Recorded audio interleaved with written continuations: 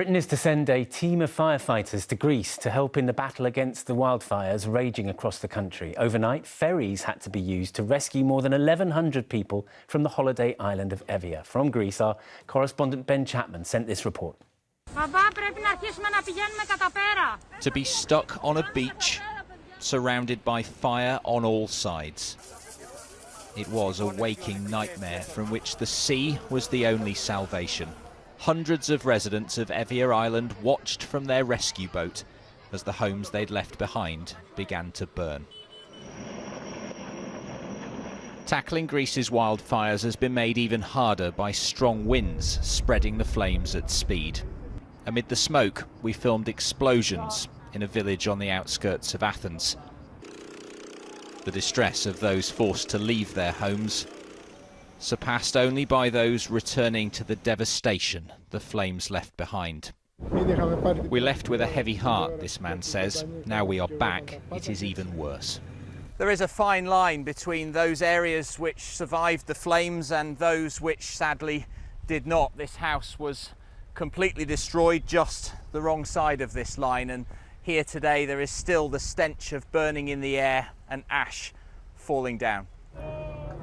Around 1,000 volunteers from the Hellenic Red Cross are collecting donations of food, water and medicines for firefighters on the front line. But its president told me they're also comforting those who've lost their homes. The situation is very, very difficult. It's something unique. We never have seen such a catastrophe. 21 British firefighters will now travel here to support their Greek colleagues. A volunteer firefighter is one of 2 people who've now been killed here. The cost of these wildfires now being measured in lives as well as livelihoods. Ben Chapman, ITV News, Athens. Britain is sending firefighters to Greece to help battle flames that have forced thousands of people to flee their homes.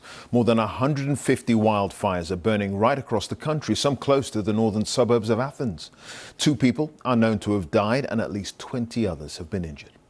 Greece, like many parts of Europe, has been grappling with extreme weather this summer, widespread flooding and colder than average temperatures in Central Europe, and now baking hot weather in the south. Our Europe correspondent Bethany Bell reports now from Athens. Greece is in the grip of an emergency. Wildfires have been blazing out of control for days. The extreme heat means these forests near Athens are like a tinderbox. Helicopters keep returning here to try and put out this fire, but it isn't working yet. This is the main north-south motorway near Athens, but it's been closed for 2 days because of all the fires round here, and the strong, scorching winds aren't helping. As the fire spreads down the hillside, people are frightened for their houses.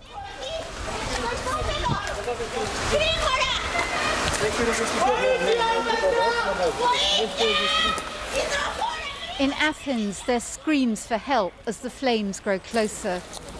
People are desperately trying to put out the fires in any way they can. Thousands of people have been evacuated. Vasiliki in Athens told me she's worried for her family. A big national tragedy. Do you live around here? I don't live here. My sister lives here. But it's horrible for the whole Greece.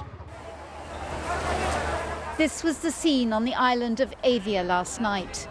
Ferries carried hundreds of people to safety after they fled to the beaches. Safe on board, one man filmed the inferno on his phone. The fire burned through a vast area of pine forests.